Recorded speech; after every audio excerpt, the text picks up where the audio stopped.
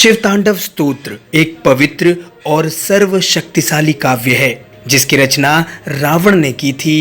कोई भी श्लोक जिसमें देवी या देवता की प्रशंसा हो स्तोत्र कहलाता है। छंदों से बना ये पद्य, इसे आपने भी कई बार सुना या गुनगुनाया होगा। क्या आप इसका मतलब जानते हैं? आज के इस वीडियो में हम लेकर आए हैं इसका उच्चारण और अर्थ। YouTube पर लगभग पहली बार हिंदी में इसका मतलब बताने का प्रयास किया गया है। उम्मीद है कि आपको इसका लाभ अवश्य होगा। जटाटवी गलज्जल प्रवाह पावित स्थले गलेवलंब्य लंबिताम भुजंग तुंग मालिकाम डमड डमड डमड डमन निनाद वड्डमर वयम चकार चंड तांडवम तनो तुनः शिव शिवम। इसका मतलब है उनके जटा से बहने वाला जल और उनका कंठ पवित्र है और उनके गले में हार की तरह सांप लिपटे हुए हैं और डमरू की डमट डमट डमट की ध्वनि निकल रही है। भगवान शिव शंभु तांडव नृत्य कर रहे हैं। हम सबको संपन्नता प्रदान करें। दूसरा श्लोक। जटाकटा समभ्रम भ्रमन निलिम्प निर्झरी विलोल चिविल्लरी विराजमान मूर्धनि धगत धगत धगत ज्वलत ललाट पट्ट पावके किशोर चंद्र शेखरे रति प्रतीक्षणम मम। मेरी शिव में गहरी रुचि है, जिनके शीश पर पवित्र गंगा की धाराएं बहती हैं, जिनके मस्तक की सतह पर चमकदार अग्नि प्रज्वलित है और जो अपने सिर पर चांद का आभूषण पहनते हैं। तीसरा श्लोक। धराधरेन्द्र नंदिनी विलास बंधु बंधुर स्फुरद दिगंत संतति प्रमोदमान मानसे कृपा कटाक्ष धोरणी निरुद्ध दुर्धरापदी क्वचद दिगंबरे मनो विनोद में तुम वस्तुनि। अद्भुत ब्रह्मांड के सारे प्राणी जिनके मन में मौजूद हैं, जिनकी अर्धांगिनी पर्वतराज की पुत्री पार्वती है, जो अपनी करुणा दृष्टि से असाधारण आपदा को नियंत्रित करते हैं, जो सर्वत्र व्याप्त हैं और जो दिव्य लोकों को अपनी पोशाक की तरह धारण करते हैं, उस भगवान शिव को मेरा मन खोजता है। चौथा श्लोक। जटा भुजंग पिंगल स्फुरत फणा मणिप्रभा कदम्ब कुम कुमद्रव प्रलिप्त दिग्वधू मुखे मदांद सिंधुर स्फुरत त्वगुत्तरीय मेदुरे मनो विनोद मद्भुतम विभूर्त भूत भरतरी। उनकी जटाओं में लिपटे गेरुए रंग के सर्प का फन मणि से चमक रहा है, जो सभी के रक्षक हैं। ये दिशाओं की देवियों के सुंदर चेहरे पर विभिन्न रंग बिखेर रहा है, जो विशाल मदमस्त हाथी की खाल से बने जगमगाते दुशाली की डंका है। मुझे भगवान शिव में अनोखा सुख मिलता है। पांचवा श्लोक। सहस्त्र लोचन प्रभृत्य शेष लेख शेखर प्रसून धूलि धोरणी विदुसरा घृपीठ भू भुजंग राजमालया निबद्ध जाट जूटक। भगवान शिव हमें संपन्नता दें, जिनका मुकुट चंद्रमा है, जिनके बाल लाल नाग के हार से बंधे हैं, जिनका पायदान फूलों की धूल के बहने से गहरे रंग का हो गया है, जो इंद्र विष्णु अन्य देवताओं के सिर पर गिरती है। छठा श्लोक। ललाट चत्वरज्वलद धनंजय स्फुलिंग भा निपीत पंच सायकम नमन निलिम्प नायकम सुधा मयूख लेखया विराजमान शेखरम महाकपालि संपदे शिरो जटाल मस्तुन। शिव की बालों की उलझी जटाओं से हम सिद्धि की दौलत प्राप्त करें, जिन्होंने कामदेव को अपने मस्तक पर जलने वाली अग्नि की चिंगारी से नष्ट किया था, जो सारे देवलोकों के स्वामी द्वारा आदरणीय हैं, जो अर्धचंद्र से सुशोभित हैं। सातवां श्लोक।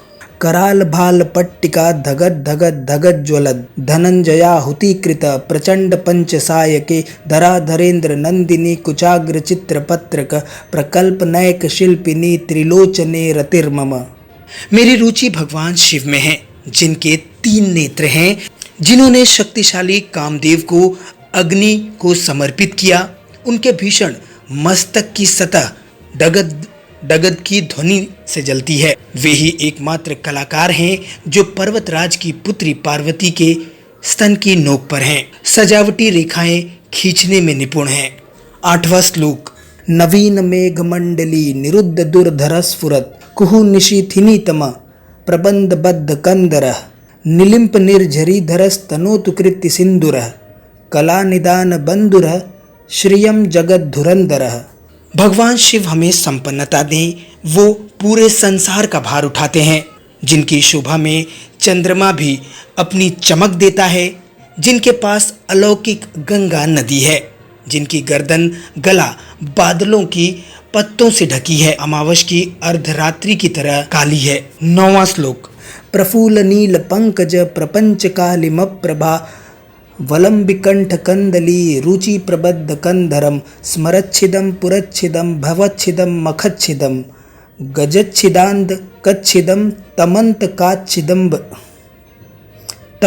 कच्छिदम भजे। मैं भगवान शिव की प्रार्थना करता हूँ, जिनका कंठ मंदिरों की चमक से बंधा है, पूरे खिले नीले कमल के फूलों की गरिमा से लटका हुआ, जो ब्रह्मांड की कालिमा सा दिखता है, जो कामदेव को मारने वाले हैं, जिन्होंने त्रिपुर का अंत किया, जिन्होंने सांसारिक जीवन के बंधनों को नष्ट किया, जिन्होंने बलि का अंत किया, जिन्होंने अंधक दैत्य का विनाश किया, जो हाथियों को मारने वाले हैं, जिन्होंने मृत्यु के देवता यम को भी पराजित किया है। 10वां श्लोक। अखर्व सर्व मंगला कला कदम्ब मंजिरी रस प्रवाह माधुरी विरजिम्भिणा मधुव्रतम स्मरांतकम पुरांतकम भवांतकम मखांतकम गजांतकांध कांतकम तमंतकांतकम भजे। मैं भगवान शिव की प्रार्थना करता हूँ, जिनके चारों ओर मधुमक्खियाँ उड़ती रहती हैं, शुभ कदम्ब के फूल के सुंदर गुच्छे से आने वाली शहद की मधुर सुगंध के कारण, जो कामदेव को मारने वाले हैं, जिन्होंने त्रिपुर का अंत किया है, जिन्होंने सांसारिक जीवन के बंधनों को नष्ट किया और बलि का भी अंत किया। ये कई असुरों के संहारक हैं और इन्होंने यम को पराजित करने का भी पराक्रम दिखाया है। 11वां श्लोक। जयत्वदभ्र विभ्रम भ्रमद भुजंग मश्वस दिनिर्गमत क्रमस्फुरत कराल भाल हव्यवाट धिमित धिमित धिमित ध्वनन मृदंग तुंग मंगल ध्वन क्रम प्रवर्तित प्रचंड तांडवः शिव। शिव जिनका तांडव नृत्य नगाड़े की डिमिट डिमिट ध्वनि की तरह है, तेज आवाज श्रृंखला के साथ लयबद्ध है, जिनके महान मस्तक पर अग्नि है, वो अग्नि फैल रही है नाग के सांस के कारण, गरिमामय आकाश में गोल गोल घूमती हुई। 12वां श्लोक। दृशद विचित्र तल्पयोर भुजंग मौक्ति कसरजोर गरिष्ठ रत्न लोष्ठयो सुहृद दिपक्ष पक्षयो त्रिडारविंद चक्षुषो प्रजामहि महेंद्रयो समप्रवृत्ति कह कदा सदा शिवम भजाम्यहम्।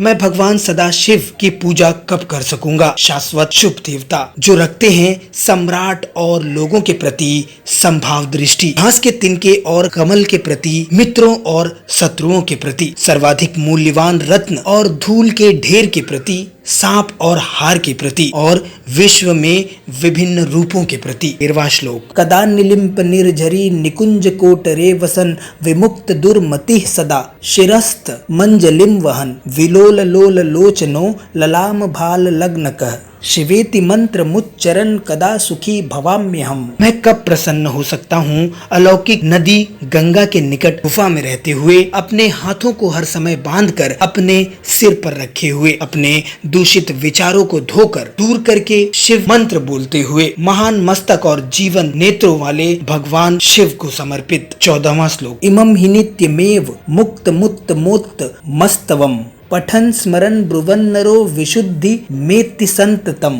हरि गुरौ सुभक्तिमाशु याति नान्यथा गतिम विमोहनम हि देहिनाम सुशंकरस्य चिंतनम। इस स्तोत्र को जो भी पढ़ता है, याद करता है, सुनता है और सुनाता है, वो सदैव के लिए पवित्र हो जाता है और महान गुरु शिव की भक्ति पाता है। इस भक्ति के लिए कोई दूसरा मार्ग या उपाय नहीं है, बस शिव का विचार ही भ्रम को दूर करता है। तो ये थी रावण द्वारा शिव की प्रशंसा में लिखी गई शिव तांडव स्तोत्र। उम्मीद है कि आपको इससे काफी लाभकारी जानकारियाँ मिली होंगी। इसी तरह की जानकारियों को लगातार पाने के लिए हमारे चैनल को सब्सक्राइब करें और अगर वीडियो पसंद आया है तो इसे लाइक शेयर जरूर करें।